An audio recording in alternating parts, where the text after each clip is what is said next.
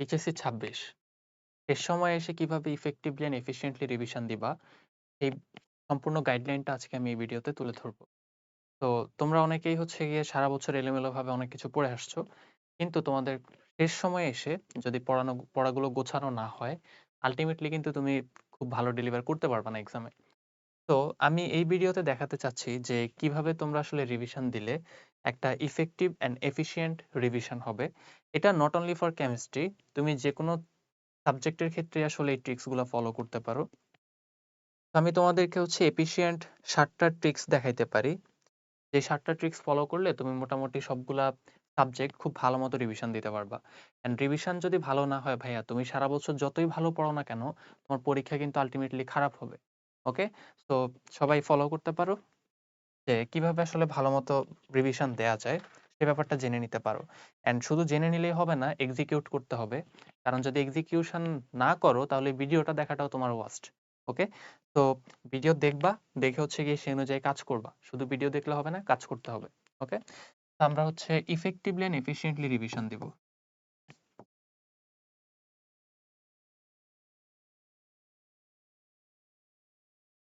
And efficiently কিভাবে revision দিতে হবে। আচ্ছা,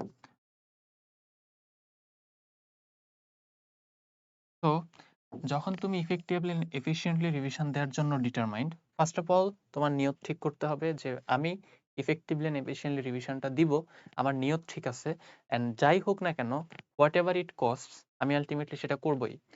তো তোমাদের ফার্স্টে যেটা করতে হবে, অ্যান্ড যে ভুলটা তোমরা করো, ফার্স্টে তোমরা ভুল করো কি, তোমরা আসলে একটা লুপে আটকে যাও। কিরকম লুপ? তোমরা যখন হচ্ছে একটা চ্যাপ্টার ভুলে যাও, তখন সেই চ্যাপ্টারটা দৌড় দাও আবার ক্লাস দেখার জন্য।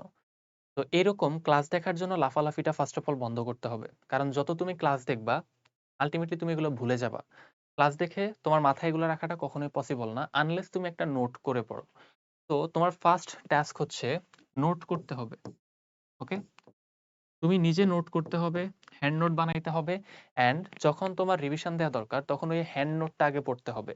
যদি তুমি হ্যান্ড নোট পড়ে না বুঝো বা একদমই ভুলে যেয়ে থাকো, তাহলে হচ্ছে গিয়ে একটা ছোটখাটো সময়ের মধ্যে যেটা ধরো একটা ওয়ান শট ক্লাস, সেরকম একটা ওয়ান শট ক্লাস দেখে আবার কনসেপ্টগুলোকে মাথায় নিয়ে তারপর রিভিশন দিতে হবে নোট থেকে।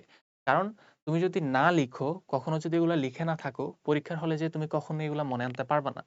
এটা আমি তোমাকে রিয়েল লাইফ অ্যানালজি দিয়ে বলতে পারি যে তোমার এমন হইছে না যে তুমি ক্লাস দেখে গেছো, মনে করছিলে আর এটা তো সহজ পারবো, কিন্তু পরে যখন ওই সেম টপিকের একটা কোশ্চেন ফেস করছো, বা ইভেন সেম একটা কোশ্চেন যেটা হয়তো তোমাকে কোন এক ভাইয়া করায় দিছিল, বাট যখন তুমি পরে কোশ্চেনটা দেখছো তখন তুমি সলভ করতে পারো নাই।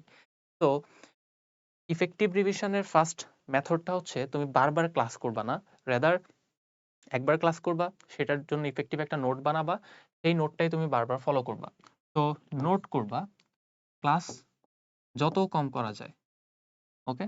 ক্লাস করবা, কিন্তু হচ্ছে গিয়ে যদি একদমই ভুলে যাও তখন করবা। বাট যদি মনে করো তুমি পারতেছো, কিছু, কিছু মনে আছে, আচ্ছা, আচ্ছা তুমি নোট করছিলা, তাহলে ওই নোটটা পড়বা। এটা হচ্ছে ১ম কথা। দ্বিতীয় কথা হচ্ছে রিভিশন শুরু করবা শেষ থেকে।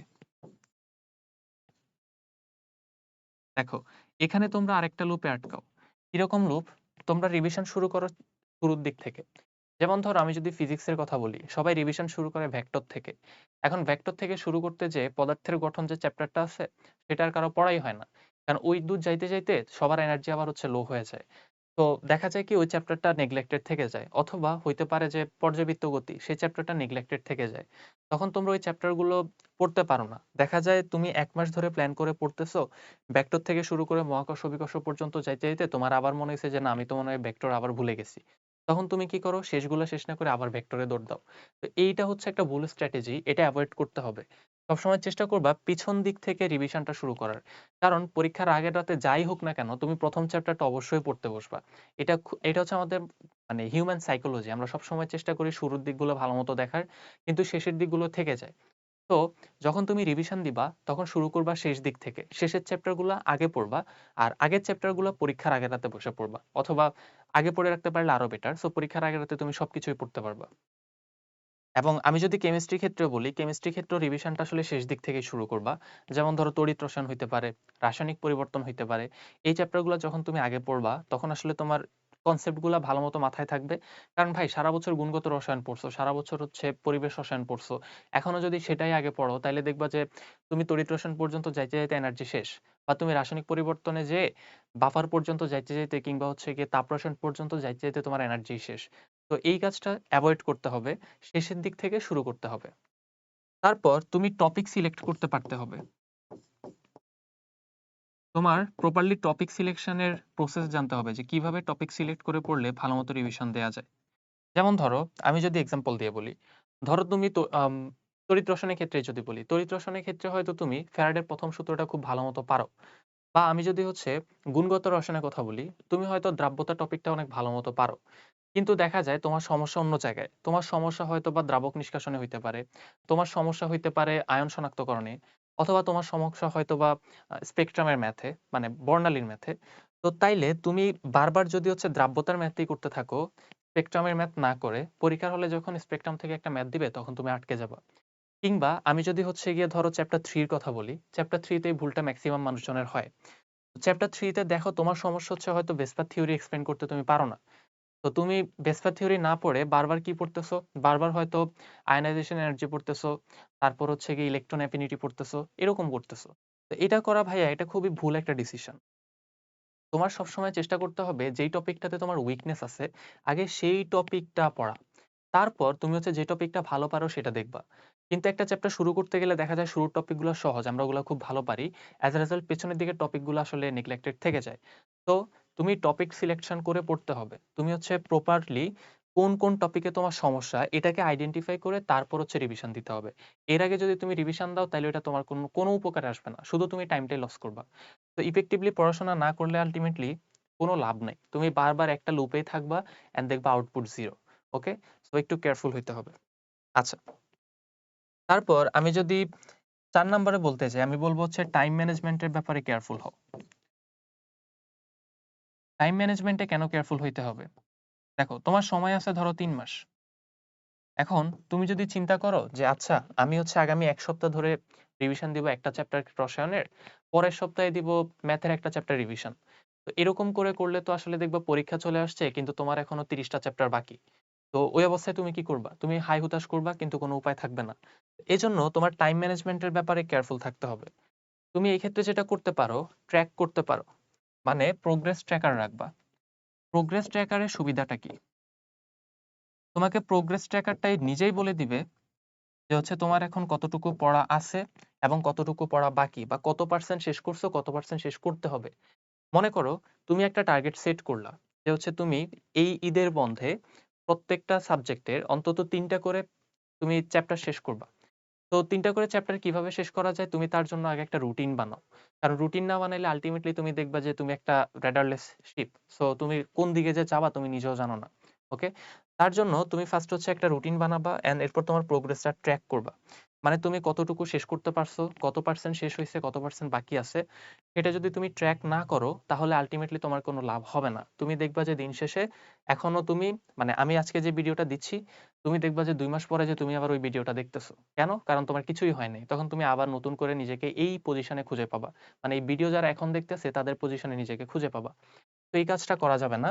রাদার একটা প্রোগ্রেস ট্র্যাকার রাখতে হবে। নিজে কতটুকু ইমপ্রুভমেন্ট হচ্ছে সেটার দিকে খেয়াল রাখতে হবে। আচ্ছা। তারপর এখানে আমি আরেকটু যদি এড করি, সেটা হচ্ছে তোমরা একটা ভুল কাজ করো কি? ধরো তোমাদের কোনো একটা পরীক্ষায় একটা টপিক থেকে কোয়েশ্চেন আসছে যেটা তুমি পারো নাই। তোমরা, মানে কি বলবো, তোমরা হচ্ছে ওই কোশ্চেনটার খুলেও দেখো না যে এই কোশ্চেনটা আমি পারি না, এটা আমার দেখা দরকার। এটা তোমরা করো না। তোমরা মনে করো যাক ওই পরীক্ষা তো শেষ, এটার আমার দেখার দরকার নেই। এটা সবচেয়ে বড় ভুল স্ট্র্যাটেজি এবং অ্যাডমিশনে এই ভুলের কারণেই সবাই ধরা খায়। ওকে? তো বি কেয়ারফুল। যখন তুমি টেস্ট পরীক্ষা দিছো অথবা প্রি টেস্ট পরীক্ষা দিছো বা বর্তমানে মডেল টেস্ট দিচ্ছ, এগুলাতে যেই কোশ্চেনটা তুমি পারতেছো না সেই কোশ্চেনটা তুমি নোট ডাউন করে রাখবা। এটার জন্য আলাদা একটা খাতা বানাবা। সেই খাতাটায় তুমি কি করবা? মানে একটা খাতা বানিয়েও চাইলে হচ্ছে এটাতে সাবজেক্ট ওয়াইজ ভাগ, ভাগ করে নিতে পারো।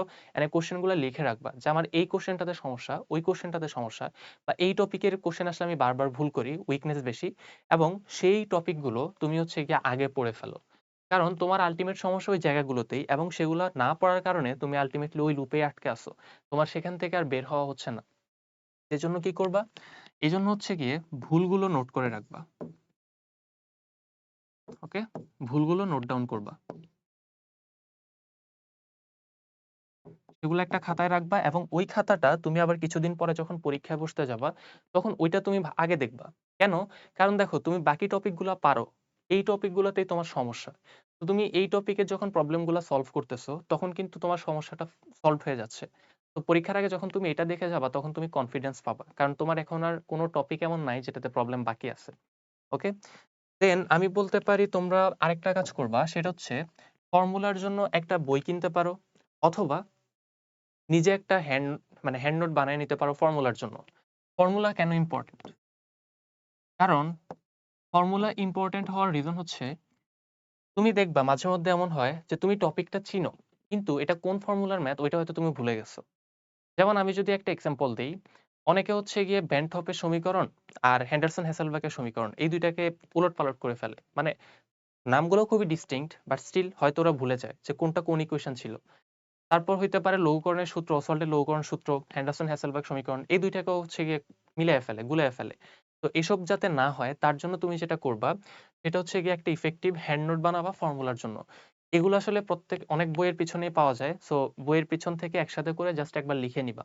এন্ড আমি পার্সোনালি যেটা করতাম, আমি আমার এইচএসসির আগে, মানে এইচএসসির আগে প্রায় অ্যারাউন্ড ২ মাস সময়ে আমি হচ্ছে প্রত্যেকদিন বিকেলে ০.৫ ঘন্টা সময় রাখতাম জাস্ট মানে ফর্মুলা পড়ার জন্য।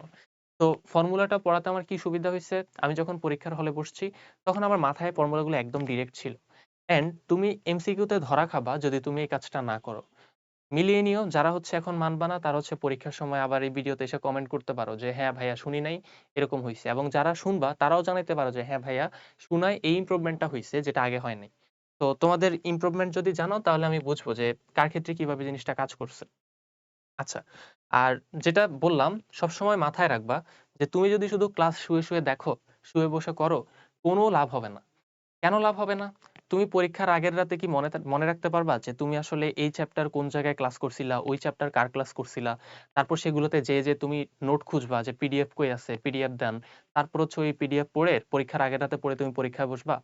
এটা প্র্যাকটিক্যাল না। প্র্যাকটিক্যাল হচ্ছে তুমি নোট করবা অ্যান্ড ওই নোটটা পরীক্ষার আগের রাতের জন্য প্রিপেয়ার্ড রাখবা যাতে তুমি পরীক্ষার আগের রাতে ওইটা দেখে যেয়ে পরীক্ষা দিতে পারো। তো যদি তুমি শুধু ক্লাস ডিপেন্ডেন্ট হও তাহলে তুমি হিউজ একটা মারা খাবা, আমি এটা গ্যারান্টি দিয়ে বলতে পারি।